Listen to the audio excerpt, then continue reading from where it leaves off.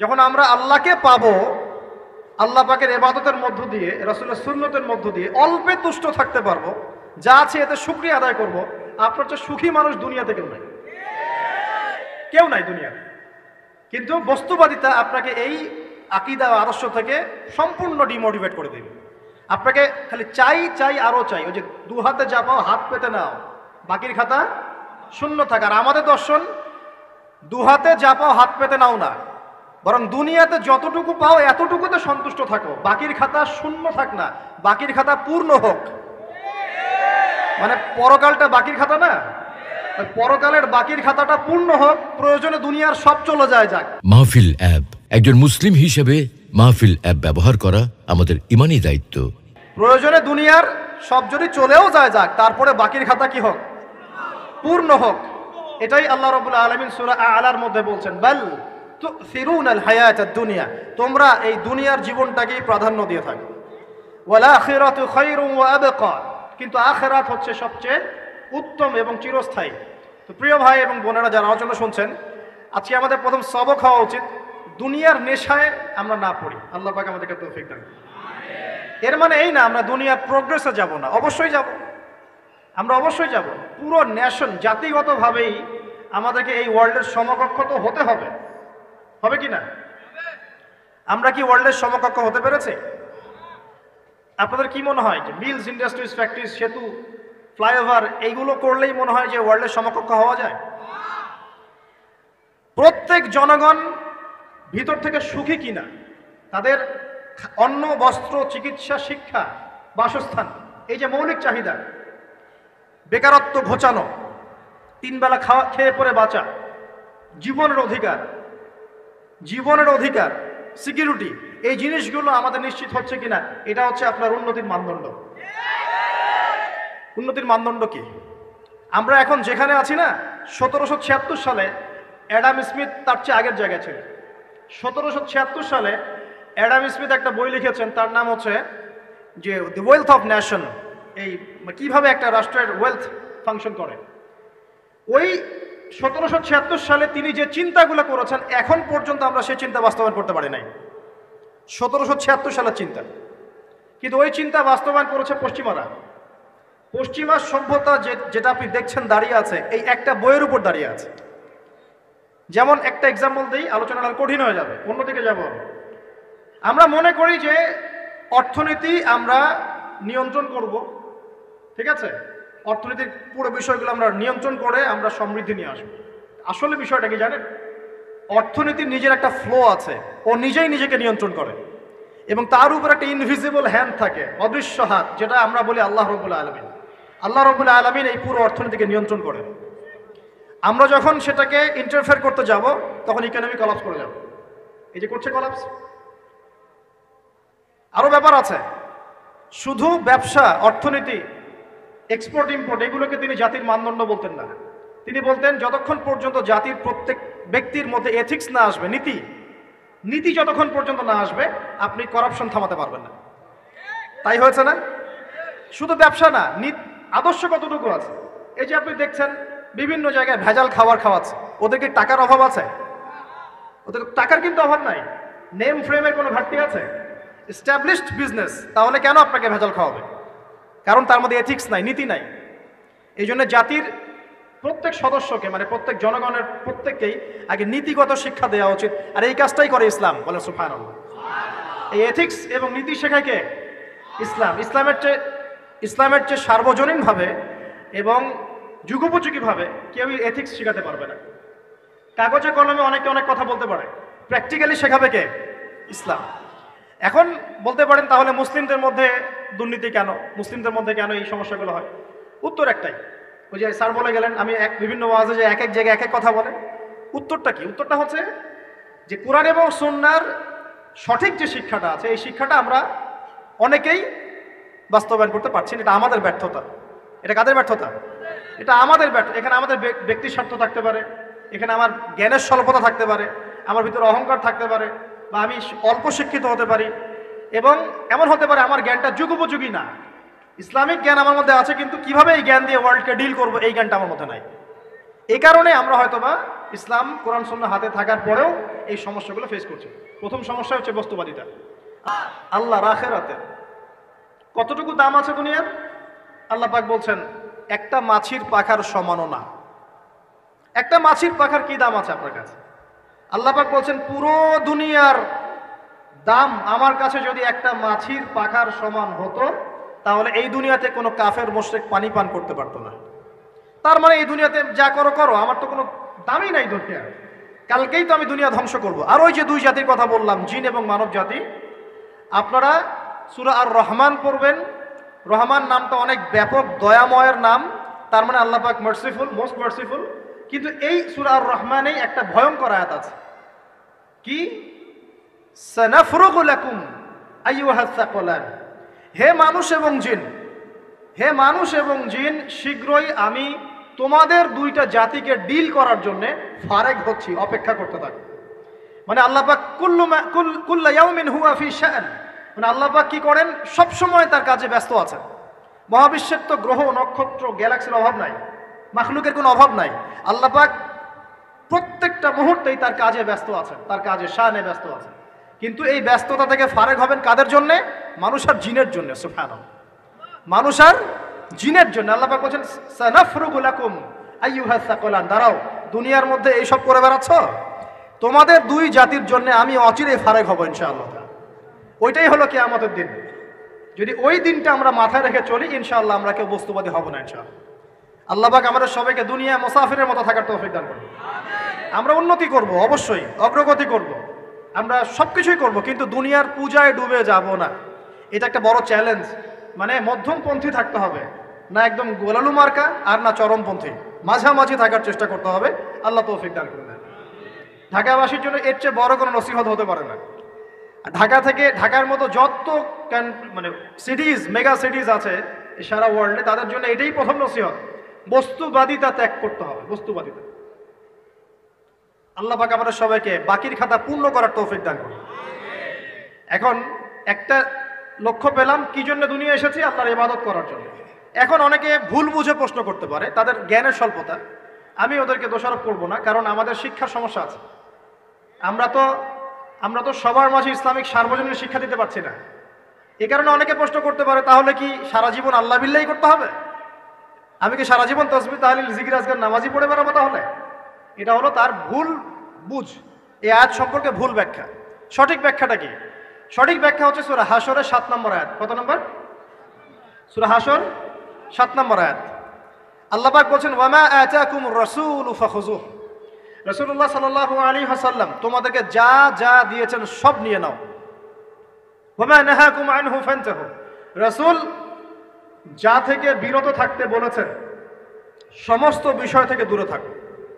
এখন এই আয়াতটাকে সামনে রেখে কোরআন সুন্নাহকে যদি আমরা ঘাঁটি, আমরা দেখব রাসূলুল্লাহ সাল্লাল্লাহু আলাইহি ওয়াসাল্লাম পেশাব পায়খানা ইস্তেনজা করা থেকে শুরু করে রাষ্ট্র চালানো পর্যন্ত প্রতিটা কাজের হেদায়েত দিয়ে গেছেন। আলহামদুলিল্লাহ, এটা কেউ মানি বা না মানি দিয়ে গেছেন, এটা বিশ্বাস করতে হবে। আমল করতে পারি বা না পারি, নবী দিয়ে গেছেন, বিশ্বাস করতে হবে।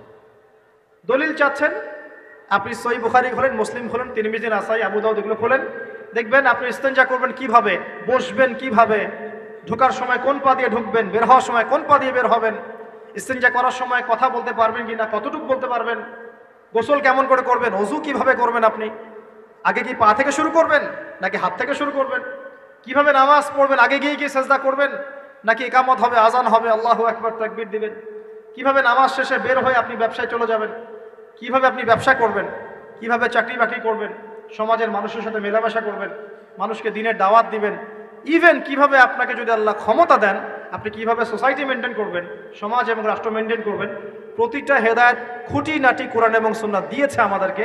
এই বিশ্বাস আগে রাখতে হবে। এই বিশ্বাস না রাখলে কেউ মুসলিম হতে পারবে না। I am very sorry to say, এই বিশ্বাস না করলে কেউ মুসলিম হতে পারবে না। আগে বিশ্বাস, তারপরে কাজ করতে পারেন কিনা সেটা পরের ইস্যু। এবং আমি বলে দিচ্ছি, এই যুগে আপনি 100% পারবেন না। সিম্পল, এই যুগে আপনি 100% পারবেন না, এটা স্বাভাবিক। কারণ এই পুরো বিশ্বটা তো ইসলামাইজড না। পুরো বিশ্ব কি ইসলামাইজড? বরং পুরো বিশ্বটা কুফরের উপর আছে। কিসের উপর আছে? পুরো ওয়ার্ল্ডটাই কুফরের উপর আছে, পুরো ওয়ার্ল্ডটাই। একটা এক্সাম্পল দিয়ে আমি প্রমাণ করতে পারি, একটা এক্সাম্পল খালি। আল্লাহ পাক বলছে সূরা মুলক, রাতের বেলা পড়তে হয় না সূরা মুলক? রাতের বেলা সূরা মুলক পড়তে হয়, যে পড়বে তার কবরের আযাব হবে না ইনশাআল্লাহ। কবরের আযাব থেকে আল্লাহ পাক তাকে বাঁচাবেন ইনশাআল্লাহ। সূরা মুলক তেলাওয়াত করতে হবে রাতের বেলা। এই সূরার প্রথম আয়াতে আল্লাহ বলেছেন তাবারাকাল্লাযী, বরকতময় সেই আল্লাহ, বিয়াদিহিল মুলক, যার হাতে পুরো মহাবিশ্বের ক্ষমতা। কার ক্ষমতা? তাবারাকাল্লাযী বিয়াদিহিল মুলক, বরকতময় সেই আল্লাহ যার হাতে পুরো মহাবিশ্বের ক্ষমতা, সার্বভৌমত্ব। ক্ষমতার বাংলা কি বলতে পারি আমরা? এটাকে ইংরেজিতে আপনারা কি বলেন? আপনারা বলেন সভারেন্টি। কি বলেন? সভারেন্টি বিলংস টু আল্লাহ। এখানে সভারেন্টি বিলংস টু কি? আল্লাহ। কিন্তু এই পুরো বিশ্বের সার্বভৌমত্বের মালিক কি এখন আল্লাহর বাকি আছে? মানুষ নিজের হাতে নিয়ে নিয়েছে। কথা বুঝতে পারছেন না? পুরো বিশ্বে আল্লাহর সার্বভৌমত্ব চলে এখন, মানুষের সার্বভৌমত্ব চলে এখন। তো পুরো ওয়ার্ল্ডটাই কুফরের উপর আছে না? বিশ্বটাই কুফরের উপর। এখন বাদ দেন, এই ওয়ার্ল্ডে আপনি 100% ইসলাম ডিল করতে পারবেন না, সিম্পল। কিন্তু আগে বিশ্বাস করেন যে একদম টয়লেট থেকে শুরু করে আসমান পর্যন্ত সবকিছুই হেদায়েত কোথায় আছে? কোরআন শুনে আছে কি নাই? এখন মানতে পারি না, সেটা আলাদা ইস্যু। কেউ বিশ্বাস করেছে, মানতে পারে না, আল্লাহ তাকে মাফ করে দিবে ইনশাআল্লাহ। বিশ্বাস করেছি, মানতে পারিনি, আল্লাহ মানে বিশ্বাস করেছি, আমল করতে পারি নাই, হে আল্লাহ আমল করতে গিয়েছি, প্রতিবন্ধকতা পেয়েছি, সমাজ এমন ছিল না, বিশ্ব এমন ছিল না, আমি পারি নাই, আল্লাহ মাফ করে দাও। ইনশাআল্লাহ আল্লাহ মাফ করে দিবেন ইনশাআল্লাহ। কারণ আল্লাহ পাক বলেছেন, কারো আমল নামায় যদি শিরকের পাপ না থাকে, যে কোনো গুনাহ আল্লাহ যাকে ইচ্ছা মাফ করে দিবেন। আমল নামায় খালি শিরকের পাপ রাখা যাবে না, যে কোনো গুনাহ আল্লাহ যাকে ইচ্ছা মাফ করতে পারেন। বুঝাচ্ছি, মনে করেন একজন জেনা করেছে, আল্লাহ মাফ করুক। ওই জেনাকার ব্যক্তি যদি বিনা তওবাতেও মারা যায়, তওবা করে নাই, বিনা তওবাতেও মারা যায়, কাল কিয়ামতের মাঠে আল্লাহ পাক তাকেও মাফ করতে পারেন। আল্লাহু আকবার। কিন্তু একজন ব্যক্তি শিরক করেছে, তওবা না করে মারা গেছে, আল্লাহ তাকে মাফ করবে। এখন শিরকের পাপ ছাড়া যে কোনো পাপ আল্লাহ মাফ করবেন ইনশাআল্লাহ। সো আগে আকীদা পোষণ করি যে হ্যাঁ, কোরআন সুন্নাহয় সবকিছুর সমাধান আছে আলহামদুলিল্লাহ। এখন আমি আমল করতে গিয়ে হয়তো পারছি না। এখন আমার বিশ্বাস চলমান বিশ্বের সাথে সাংঘর্ষিক হচ্ছে, এবং এই বিশ্বাসকে দমিয়ে দেওয়ার জন্যে কি করা হচ্ছে? এই বস্তুবাদিতার মতো আদর্শগুলো আপনার সামনে তোলা হচ্ছে। এখানে উত্তরটা কি? এখানে উত্তরটা হচ্ছে, দেখুন, ইবাদত মানে শুধুমাত্র নামাজ, রোজা, হজ, যাকাত নয়। ইবাদত মানে শুধুমাত্র নামাজ, রোজা, হজ, যাকাত নয়, বরং আমার জীবনের প্রতিটা সেক্টরই ইবাদত বলে কাউন্ট হবে যদি আমি সেই কাজটাকে নবীর সুন্নাত অনুযায়ী করতে পারি। আমার কথা কি বুঝতে পারছেন? এই হলো ব্যাখ্যা, ওয়া মা খালাকতুল জিন্না ওয়াল ইনসা ইল্লা লিয়াবুদুন। আমি জিন আর মানুষকে শুধু আমার ইবাদত করার জন্যই সৃষ্টি করেছি। আপনার ইস্তেনজা করাটা ইবাদত। সুবহানাল্লাহ। আমার ইস্তেনজা করা কার প্রয়োজন? আমার না ইসলামের, না আল্লাহ পাকের? নাউজুবিল্লাহ। ইস্তেনজা কার জন্য করি? আমার প্রয়োজন। আমাকে এখন ইস্তেনজা করতে হবে, কষ্ট দিচ্ছে আমাকে। খাবার খাবেন, কার জন্য খাচ্ছেন? আমার জন্য নয় কি? আমার জন্যে। আপনি ব্যবসা করছেন, কার জন্যে? আমার জন্যে, আমার স্ত্রী সন্তান, আমার পরিবারের জন্য। আপনি সমাজ চালাচ্ছেন কার জন্য? আপনার জনগণের জন্য। এখানে স্বার্থ কার? মানুষের না আল্লাহ? আমার স্বার্থ, আমার স্বার্থে আমি এই সব কাজগুলো করব, নবীর সুন্নাহ অনুযায়ী করব, তাহলে দুনিয়াবি কাজগুলোতেও আল্লাহ পাক নেকি দিয়ে দিবেন ইনশাআল্লাহ। কেমন দুনিয়াবি কাজ? স্ত্রী সহবাস করা, স্ত্রীর সাথে ভালোবাসা, প্রণয় বিনিময় করা। আপনি স্ত্রীর দিকে তাকিয়েছেন, নেকি হয়েছে। স্ত্রীর হাতটা ধরেছেন, নেকি হয়েছে। স্ত্রীকে আদর করেছেন, নেকি হয়েছে। তার মুখের মধ্যে ভাত তুলে দিয়েছেন, নেকি হয়েছে। আপনার ছেলেকে আদর করে কোলে নিয়েছেন, নেকি হয়েছে। মা ছেলেকে দুধ পান করাচ্ছে, নেকি হচ্ছে। আপনি ভাইকে 5টা টাকা দিয়ে সহযোগিতা করলেন, নেকি হচ্ছে। একজন এসে বসতে পারছে না, জায়গা ছেড়ে দিলেন, নেকি হচ্ছে। ইভেন রাস্তায় হাঁটছেন, এক মুসলিম ভাইয়ের সাথে সাক্ষাৎ হলো, সালাম দিলেন, মুচকি হাসি দিলেন, নেকি হয়ে গেল। তাহলে আমরা কিভাবে বলতে পারি যে ইসলাম কি শুধু নামাজ, রোজা, হজ, যাকাতকেই স্বীকৃতি দেয়, এগুলো করতেই দুনিয়াতে আসছি, নাকি সব কাজই ইবাদত? আমার আলোচনা কি কঠিন হয়ে যাচ্ছে? আমাদের জীবনের প্রতিটা কাজই ইবাদত, যদি সেটা রাসূল সাল্লাল্লাহু আলাইহি ওয়াসাল্লামের সুন্নাহ মতো করা হয়। 3টা জিনিস খেয়াল রাখতে হবে। কয়টা জিনিস ভাই? এক, সেই ইবাদত হতে হবে আল্লাহর সন্তুষ্টির জন্য। এই যে আমি স্ত্রীর মুখে ভাত তুলে দিচ্ছি, তার কাছ থেকে কিছু পাওয়ার আশায় নয়, আমি দিচ্ছি আল্লাহর সন্তুষ্টির জন্য। আমি যে একজন মুসলিম ভাইকে হাসি মুখে সাক্ষাৎ করলাম, ও আমাকে ভালো বলবে, পরে আমাকে হেল্প করবে, এমন এই জন্য নয়, আল্লাহ পাক সন্তুষ্ট হবেন তাই। আমি নামাজে দাঁড়িয়েছি, লোকে আমাকে ভালো বলবে এই জন্য দাঁড়াই নাই। দাঁড়িয়েছি কেন? যাতে আল্লাহ আমাকে কালকে আমাদের মাঠে বাঁচান। আমি দাড়ি ছেড়ে দিয়েছি কেন? মানুষ আমাকে হুজুর বলবে তাই, এই জন্য নয়, বরং আল্লাহ রসুলের সুন্নত জীবিত করেছি, ইনশাআল্লাহ আমি 50 জন শহীদ সাহাবীর নেকি পাবো ইনশাআল্লাহ। কেন আমি টাকনুর নিচে কাপড় পরছি না? কারণ কি মানুষ আমাকে বলবে নতুন ফ্যাশন? না, আমি এই কারণে পড়ছি যাতে রাসূল সাল্লাল্লাহু আলাইহি ওয়াসাল্লাম কালকে আমাদের মাঠে এই সুন্নাহর উপর আমল করার জন্য আমার পক্ষে সুপারিশ করেন। আমার ইবাদত, আমার পর্দা, আমার পরিবার, আমার ব্যবসা, আমার অর্থনীতি, আমার পলিটিক্স সবকিছু আল্লাহর জন্য করব, এই একটা হলো মূলনীতি ইবাদত কবুল হওয়ার। 1 2 সেই আমলটা হতে হবে রাসূলের সুন্নাহ মোতাবেক, অন্য কোনো পদ্ধতিতে নয়। মনে করেন আমি একজন খুব বড় বুজুর্গ হয়ে গেছি, নাউজুবিল্লাহ, না আমরা এত বড় বুজুর্গ হয়ে যাই নাই, যে টাইটেলগুলো আপনারা দেন এগুলোর কোনো প্রয়োজনও নাই। এখন একজন বড় বুজুর্গ এসে যদি আপনাকে কোনো ইবাদতের পদ্ধতি শিখিয়ে দেয়, এই পদ্ধতিতে ইবাদত করো অনেক ভালো হবে, কিন্তু ওই পদ্ধতির সাথে রাসূলের এবং সাহাবীদের পদ্ধতির কোনো মিল নাই। মুখরোচক মনে হলেও, দেখতে সুন্দর মনে হলেও এবং অনেক মানুষ তা করছে এরকম দলিল থাকলেও সেই কাজটা করা যাবে না। কারণ কি? কারণ সেই কাজটা রাসূল সাল্লাল্লাহু আলাইহি ওয়াসাল্লামের সুন্নাহ মাফিক হয়নি। আল্লাহ রাসূল করেন নাই, সাহাবীরা করেন নাই, বাস আমি করব না, সিম্পল। ইমামরাও করেন নাই, পরবর্তী জেনারেশনে কেউই করেন নাই। এখন যত ভালো টাটকা মজা লাগুক, দেখতে সুন্দর লাগুক, বহু মানুষ করছে, এইসব দলিলে ইসলাম টিকবে না। আল্লাহ পাক বোঝার তৌফিক দান করুন। 1 নম্বর শর্ত আল্লাহর সন্তুষ্টির জন্য হতে হবে। 2 নম্বর রাসূলের পদ্ধতিতে হতে হবে। 3 নম্বর খুব ডিফিকাল্ট, 3 নম্বরটা বেশি ডিফিকাল্ট। প্রথম 2টা পার হয়ে গেলেও 3 নম্বরে গিয়ে আমরা আটকে যাচ্ছি আর কি। বলবো? রাগটা করবেন না তো? 3 নম্বর হচ্ছে রিজিক হালাল হতে হবে। রিজিক হালাল হতে হবে। পশ্চিমার আদলে গড়া এই পুরো বিশ্বের বেশিরভাগ মানুষের রিজিক এখন হারাম। কেন হারাম? কারণ কোনো না কোনোভাবে আমরা সুদের সাথে সম্পৃক্ত হয়ে যাচ্ছি, কোনো না কোনোভাবে। আর নবীজি অনেক আগেই বলেছিলেন, 1400 বছর আগে, যে একটা জামানা তোমাদের সামনে আসবে, যে মানুষ সুদ খেতে চাইবে না তার গায়েও সুদের ছিটাফোঁটা গিয়ে লাগবে। লাগছে কিনা? এখন আপনি খেতে চাইবেন না, আপনাকে মেসেজ পাঠিয়ে দেওয়া হবে আপনার অ্যাকাউন্টে এত টাকায় যোগ হয়েছে। কি করবেন এখন? টাকাটা আপনি সুদের টাকা। সুদের টাকা মানে কি? 1 দিরহাম যে ব্যক্তি সুদ খেয়েছে সে যেন 36টা মেয়ের সাথে জেনার পাপ করেছে। সহিহ বুখারী হাদিস, একদম অকাট্য, সহিহ, সনদ সহিহ, এমন না জয়ীফ জাল, এমন নয়। 1 দিরহাম যে ব্যক্তি সুদ খেয়েছে সে যেন 36 বার জেনা করলো, নবী সাল্লাল্লাহু আলাইহি ওয়াসাল্লাম বলেছেন। আর এই হাদিস তো আপনারা জানেন যে সুদের পাপের 73টা শাখা আছে। নিচের শাখা হচ্ছে মায়ের সাথে জেনা করা, মাকে বিয়ে করা, আর উপরের শাখা হচ্ছে আল্লাহ এবং তার রাসূলের সাথে যুদ্ধ করা। এগুলো অবলীলায় করছি আমরা। আর নবীজি বলছেন 4 শ্রেণীকে আমি অভিশাপ দিয়ে গেলাম। আল্লাহর নবী অভিশাপ দিয়ে গেলেন মানে সে জাহান্নামে যাবে, কোনো অবস্থাতেই জান্নাতে যাবে না। ইল্লা মা শা আল্লাহ। 1 যে সুদ খায়, 2 যে সুদ দেয়, 3 সাক্ষী থাকে, 4 লিখে রাখে। এখন বলেন এই সিস্টেমের বাইরে কতজন মানুষ আছে? এর বাইরে আবার আছে যাকাত না দেয়া, সম্পদ হারাম হয়ে যাচ্ছে। এর উপর আবার আছে ঘুষ, জানাদির অনেক সময় চাকরি বাকরি হয় না। আস্তে আস্তে এগুলো আমরা ট্রেডিশন বানিয়ে নিয়েছি। এক সময় আমরা, শোনেন, এটাকে বলা হয় নিউট্রালাইজেশন, মানে স্বাভাবিকীকরণ। খুব কঠিন টার্ম বলে ফেলছি মনে কিছু কিছু। যেমন আগে ধর্ষণ হলে আমরা খুবই সোচ্চার ছিলাম এবং সারা এলাকা ফেটে যেত, এত বড় কথা।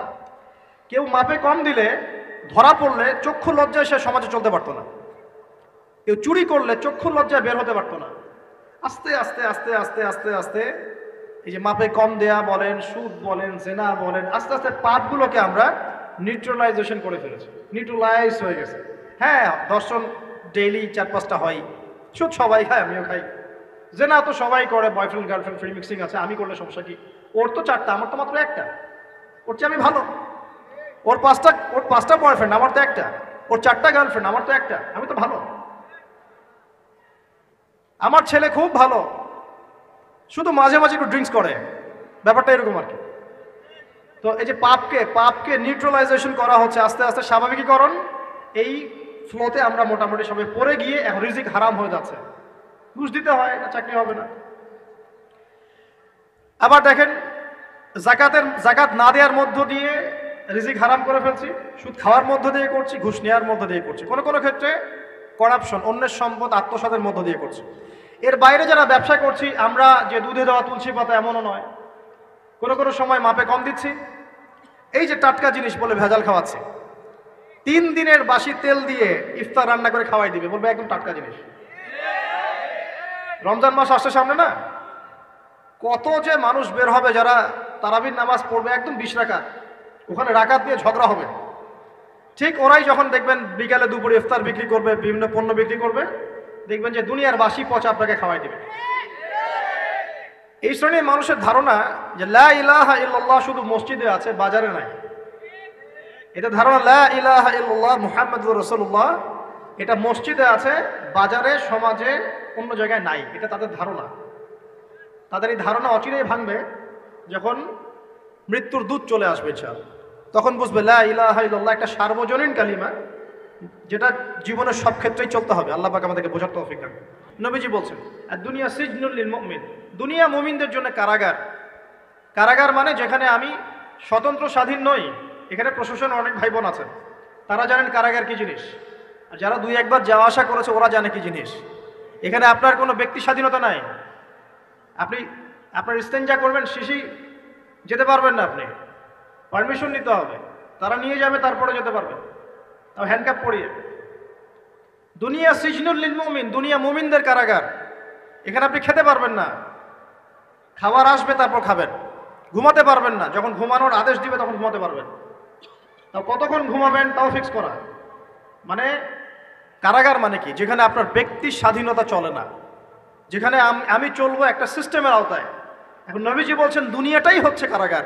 তাহলে এই দুনিয়ায় কেমন করে আমি প্রবৃত্তির দাসত্ব করতে পারি, কেমন করে আমি আল্লাহকে ভুলে নামাজ বাদ দিতে পারি, কেমন করে জাকাত সেই কবে ফরজ হয়েছে, মিল ইন্ডাস্ট্রিজ ফ্যাক্টরিজ করেছি, জাকাত দেই না। রমজান মাস যায় আসে যায় আসে যায় আসে, রোজাও রাখি না, তারাবি পড়তে পারি না। কোরআন আমার সামনে মানুষ তেলাওয়াত করে, কোরআন আমার ঘরে পড়ে আছে, শেলফের উপরে ধুলাও আছে, শেলফের উপরে কোরআন ধুলাওয়ালা, ধুলো মাখা। কোরআন পড়ার তৌফিক হয় না, নবীর হাদিসগুলো চর্চা করার তৌফিক হচ্ছে না, ইসলামিক বইপত্র পড়তে পারি না। এই কারাগারের জীবনে বসি আমি একটা মেয়ের পিছনে দৌড়াচ্ছি, মাদক খাচ্ছি, জেনা করছি, কোনো সময় ধর্ষণ করছি, কোনো সময় সুদ খাচ্ছি, ঘুষ খাচ্ছি, দুর্নীতি করছি, এই কারাগারের জীবনে বসে, যেখানে আমার কোনো ব্যক্তি স্বাধীনতা নাই।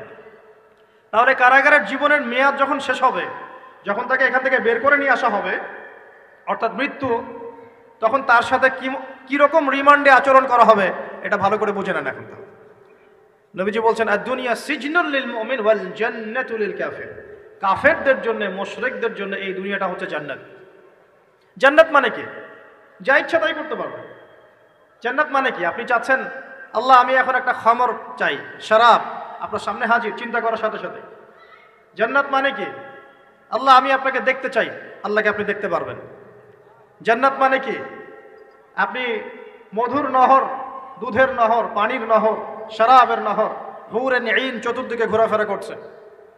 একজন নিম্নমানের জান্নাতি, মানে সবচেয়ে শেষের দিকে যারা জান্নাতে যাবে, তাদের সাথেই 2জন করে হুরুন ঈন, আহাল পরিবার তো আছেই, গিলমান পানপাত্র নিয়ে চারপাশে ঘোরাফেরা করবে। জান্নাত মানে কি? যেখানে যা ইচ্ছা তাই করা যাবে, বলার কেউ নাই, বাধা দেওয়ার কেউ নাই, সেখানে কোনো মৃত্যু নাই, সেখানে কোনো অহেতুক কথাবার্তাও নাই, কোনো গাল গল্প নাই, কোনো মিথ্যা নাই, কষ্টের ক্লেশ মাত্র নাই, থুতু ফেলতে হবে না। জান্নাত মানে থুতু ফেলতে হবে না, জান্নাত মানে হাঁচি হবে না, নাক ঝাড়তে হবে না, জান্নাত মানে ইস্তেঞ্জা পেশাব পায়খানা করার টেনশন নাই। মানুষ খাবার খাবে, একটা ঢেকুর তুলবে, ব্যাস খাবার হজম হয়ে গেছে। আর জান্নাতের সবচেয়ে বড় বিষয়টা কি? আল্লাহ পাককে আমরা এই চোখ দিয়ে দেখতে পারবো ইনশাআল্লাহ। আর তার সমকক্ষ একটা বিষয় হচ্ছে আল্লাহ পাক বলে দিবেন যে আমি তোমাদের সবার উপর সন্তুষ্ট হয়ে গেলাম, যাও কোনোদিন অসন্তুষ্ট হবে। ব্যাস, এখন আপনি যত কিছুই করেন এই বস্তুবাদী জীবনে, মনে একটা ভয় থেকে যাবে। আপনি বিশ্ব নেতা হয়েছেন, বড় শিল্পপতি হয়েছেন, পলিটিশিয়ান হয়েছেন, ইকোনমিস্ট হয়েছেন, মনে একটা ভয় থেকে যাবে যে মরতে আমাকে হবে, আল্লাহ আমাকে ধরবেই, হিসেব আমাকে দেওয়া লাগবেই, কবরে আমাকে একাই যাওয়া লাগবে, আমাকে কিয়ামতের মাঠে দাঁড়াতে হবে আল্লাহর সামনে। মনে একটা ভয় কাজ করে, যদিও বাইরে মানুষ দেখায় যে কোনো ভয় নাই, মানুষ বাইরে অভিনয় করে, মানুষ সমাজের মানুষের সাথে বাইরে একটা অভিনয় করে, কোনো কোনো ক্ষেত্রে আমরা নিজেরাই নিজেদের সাথে অভিনয় করি। কথা সাহিত্যিক হুমায়ুন আহমেদের নাম শুনেছিলেন? শুনেছেন? ইন্তেকাল করেছেন। একটা সময় ছিল আমরা স্কুলে পড়তাম, কলেজে পড়তাম, মাঝে মাঝে টুকটাক এ ধরনের বইপত্র পড়া হয়েছে, হিমু, মিসির আলী এইসব পড়া হয়েছে আর কি। শরৎচন্দ্র, বঙ্কিমচন্দ্র, রবীন্দ্রনাথ, নজরুলের কবিতাগুলো, ইভেন শেক্সপিয়ার, অ্যাডাম স্মিথ সহ, যিনি অর্থনীতির জনক। যাই হোক, তিনি তার বইয়ের মধ্যে লিখেছিলেন যে এই পুরো দুনিয়াটা হচ্ছে অভিনয়ের মঞ্চ। কথা সাহিত্যিক তিনি বলছেন তার মতো করে এই পুরো দুনিয়াটাই অভিনয়ের মঞ্চ, আর আমরা সবাই নিজ নিজ জায়গায় অন্যের সাথে অভিনয় করছি, কোনো কোনো ক্ষেত্রে আমরা নিজেরা নিজেদের সাথে অভিনয় করছি। তিনি বলছিলেন আমরা সবাই অভিনেতা, আর সবচেয়ে বড় অভিনেতা হচ্ছে পলিটিশিয়ানরা, কারণ তাদেরকে অনেক বড় মঞ্চে অভিনয় করতে হয়। এটা আমার কথা না, হুমায়ুন আহমেদের কথা, পড়ে দেখেন তো। আল্লাহ পাক পাঠিয়েছেন তার ইবাদত করতে, আর এই বস্তুবাদী জগৎ আমাদেরকে ভুলিয়ে দিল কিভাবে?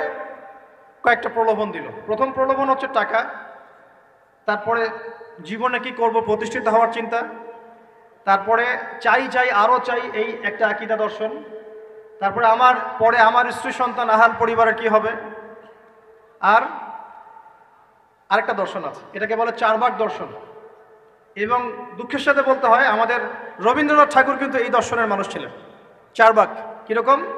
তার কবিতা পড়লে দেখবেন লিখে আছে, দুহাতে যা পাও হাত পেতে নাও, দুহাতে যা পাও হাত পেতে নাও, বাকির খাতা শূন্য থাক, বাকির খাতা শূন্য থাক। ঠিক চারবাক দর্শন, যেটা ফিলোসফি পড়েছেন, এখানে অনেক টিচারও আছেন আমি জানি, তারা এই কথাগুলো বুঝবেন। চারবাক দর্শন কেমন? ঋণ করে ঘি খাও, ঋণ করে ঘি খাও, যতদিন বাঁচবে সুখে বাঁচবে, এটা হলো চারবাক দর্শন। তো দুহাতে যা পাও হাত পেতে নাও, বাকির খাতা শূন্য থাক, মিল আছে না?